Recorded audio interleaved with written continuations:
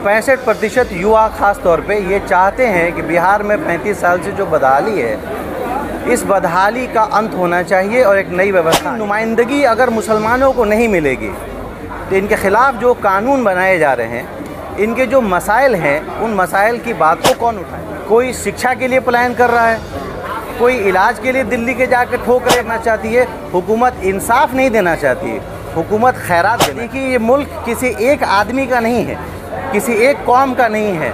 वो राहत इंदौरी साहब ने कहा था कि सभी का खून है शामिल यहाँ की मिट्टी में, किसी के बाप का हिंदुस्तान। मुसलमानों को उस आदमी के साथ नहीं जाने की ज़रूरत है जो 6 टिकट के लिए कहीं खड़ा है। मुसलमानों को उस आदमी का साथ देने की ज़रूरत है, पीछे नहीं जाने की ज़रूरत है। उस आदमी का साथ देने की ज़रूरत है जो आपसे ये कह रहा है कि आपके कौम से, आपके बीच से जो सबसे ज़्यादा काबिल 40 लोग होंगे उनको दिया। आप वोट उस आदमी को दीजिए जो आपके बच्चों के लिए रोज़गार ला सकता है, उस व्यक्ति को दीजिए जिसके पास शिक्षा का विजन है, उस आदमी को दीजिए जो पलायन को रोक सकता है, जो यहाँ रोज़गार सृजन करता है। जब आपको बाहर से जालिम लोग मुसल्लत किए जाएंगे तो जुल्म ही करेंगे। अगर किसी ने 5 करोड़ में टिकट खरीदा है तो विधानसभा में क्यों घूमने के लिए जाए। BA, BCom, BSc, MA, MCom करें विश्व की सबसे बड़ी यूनिवर्सिटी इग्नू से। सॉल्व असाइनमेंट्स और गाइड बुक्स प्राप्त करें। संपर्क करें Mahakal computers, DAV PG college के पास, पंच मंदिरा मोड़ से दाहिने, सिवान। मंडल के कानूनगरों का हुजूम यहाँ इकट्ठा हुआ। किस उद्देश्य से, किस मकसद से ये आयोजन हुआ?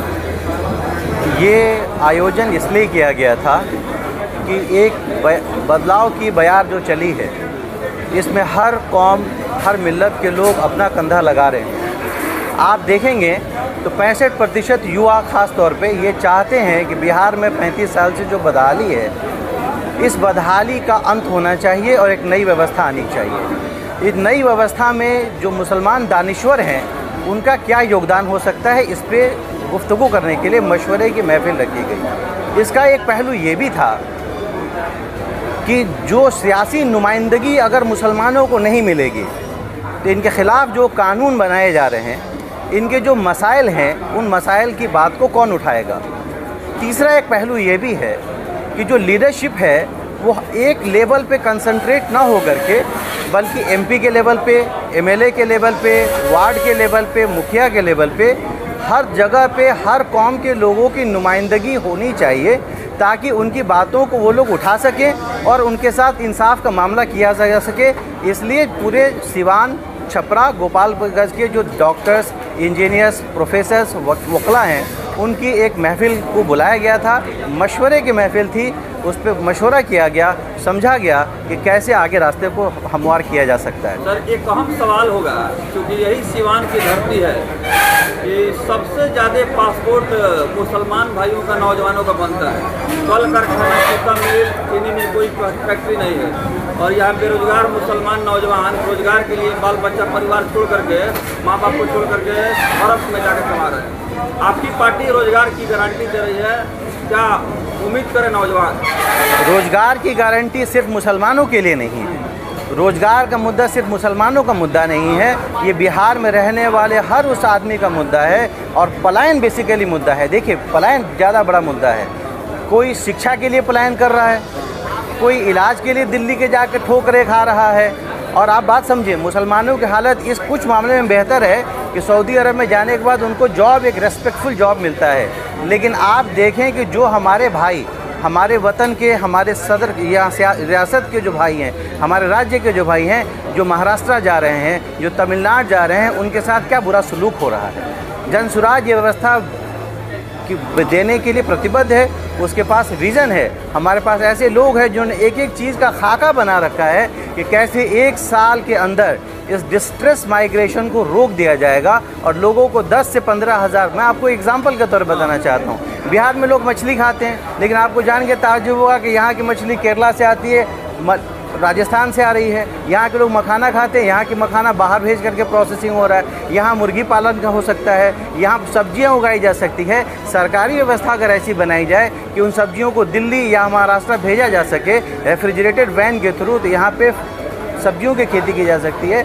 मसालों की खेती की जा सकती है। इस तरह की व्यवस्था को न करके हुकूमत क्या करना चाहती है? हुकूमत इंसाफ नहीं देना चाहती है, हुकूमत खैरात देना चाहती है। डॉक्टर साहब, आप लोग ये कह रहे हैं कि एक मुस्लिम नेता जो 6 सीट मांग रहा है तो उसको जलील किया जा रहा है, पीछे पीछे घुमाया जा रहा है, तो फिर आप लोग बड़ा दिन क्यों नहीं करते हैं? क्यों नहीं वैसी साहब गठबंधन में शामिल करते हैं? बहुत अच्छी बात आपने उठाई। वैसी साहब जो बात कहते हैं वो बात फीजिबल नहीं है। आप देखिए, ये मुल्क किसी एक आदमी का नहीं है, किसी एक कौम का नहीं है। वो राहत इंदौरी साहब ने कहा था कि सभी का खून है शामिल यहाँ की मिट्टी में, किसी के बाप का हिंदुस्तान थोड़ी है।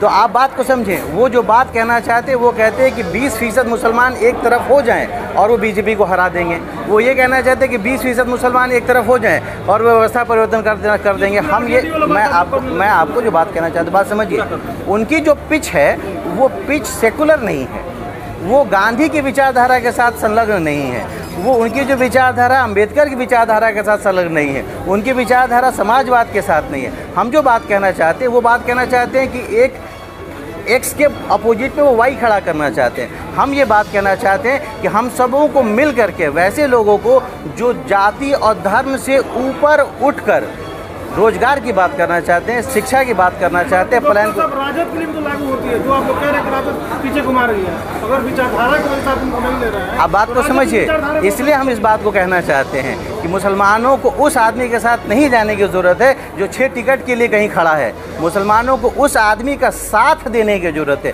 पीछे नहीं जाने की ज़रूरत है। उस आदमी का साथ देने की ज़रूरत है जो आपसे ये कह रहा है कि आपके कौम से, आपके बीच से जो सबसे ज़्यादा काबिल 40 लोग होंगे उनको दिया जाएगा।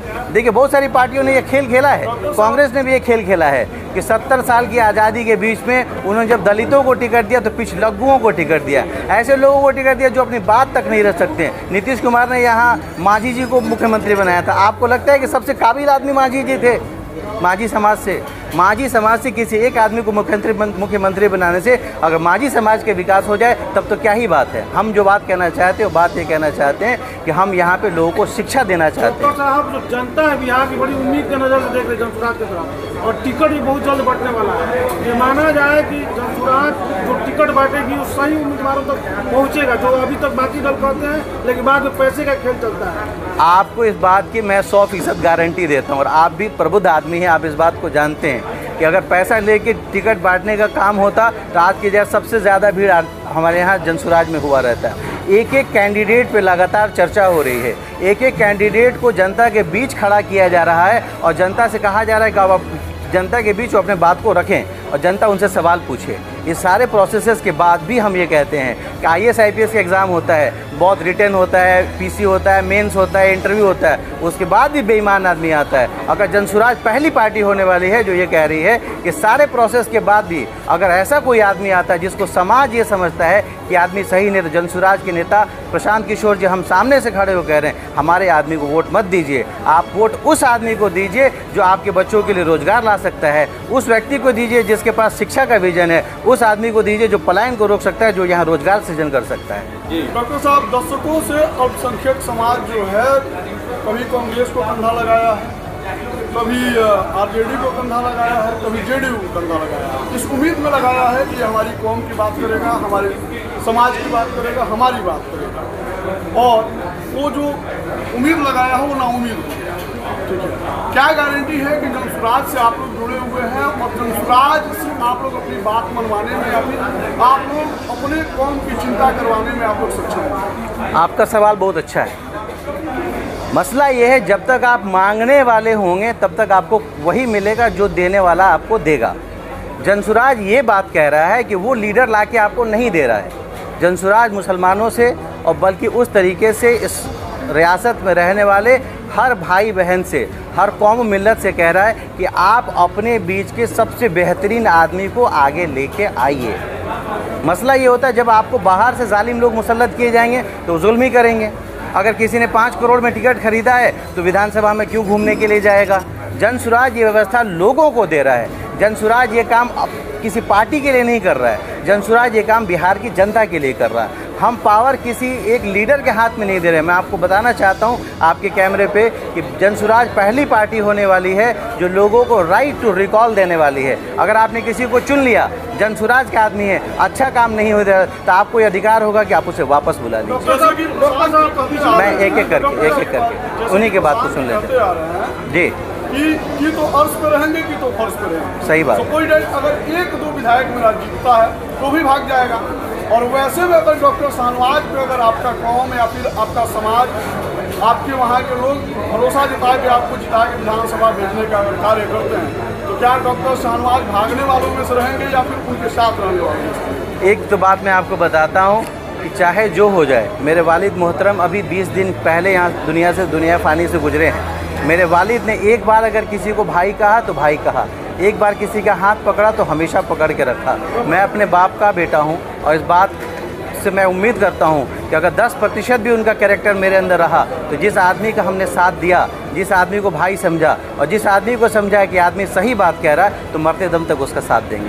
दूसरी बात मैं कहना चाहता हूँ कि ये टिकट वाले प्रोसेस से मैं चाहता हूँ कि कौम की ज़्यादा खिदमत कर पाऊँ, मैं लोगों की बात को उठा पाऊँ, मैं लोगों के बीच से लीडरशिप को खड़ा कर पाऊँ। इस पे मेरा ज़्यादा काम है। हम तो कभी MP मेरे बनेंगे ना बनेंगे, बात की बात है। डॉक्टर साहब, जब टिकट बंटवारे की बात आती है तो सबसे ज़्यादा भगदड़ मचता है सभी पार्टियों में, और अब टिकट मिलने वाला है। 2 से 3 दिन का आंकड़ा देखा जाए तो सबसे ज़्यादा लोग दूसरे पार्टी से भाग कर जमसुराज में आ रहे हैं, चाहे BJP हो चाहे राजद हो, छोड़ कर जमसुराज में। तो क्या जमसुराज ने ये वादा किया है उन लोगों को टिकट देगी? इतना भगदड़ मचा और सारे लोग जमसुराज की तरफ क्यों आ रहे हैं? देखिए, एक बात को समझिए।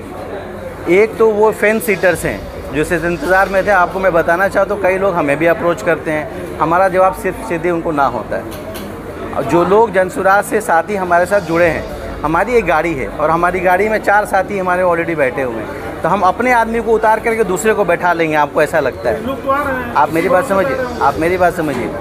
एक तो ये है कि जो भी जुड़ रहा है, बहुत बड़े पोस्ट पे जुड़ रहा है, तो ज़्यादातर ऐसे लोग मायूस पहले हो रहे हैं, और ज़्यादा भगदड़ अगर हमारी पार्टी मचाएंगे तो ऐसे ही लोग मचाने वाले हैं जो 10 दिन 20 दिन 50 दिन पहले आए हैं और वो सोचते हैं कि वो टिकट उनको मिल जाएगा।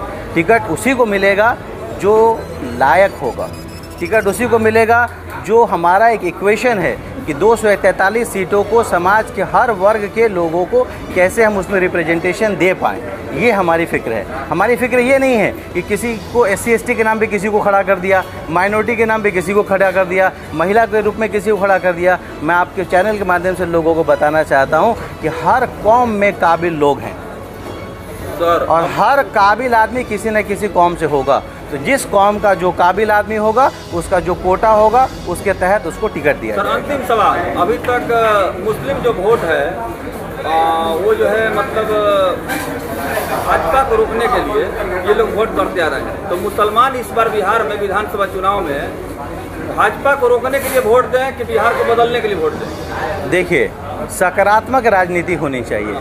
आपको अपने पड़ोसी को नीचा दिखाने की ज़रूरत के बजाय आप अपने बच्चों का भविष्य देखिए। आप मोदी जी का 56 इंच का सीना देखने के बजाय अपने बच्चे की तालीम को देखिए। आप किसी लालू यादव जी के लड़के कितने कामयाब हो रहे हैं, किसकी कहाँ क्या हो रहा है, उसको देखने के बजाय मैं अपनी कौम के लोगों से और पूरे राज्य के हर कौम के लोगों से खुसूसी तौर पे ये गुजारिश करना चाहूँगा कि एक बार वोट अपने बच्चों के नाम पे दीजिए। बहुत बहुत शुक्रिया।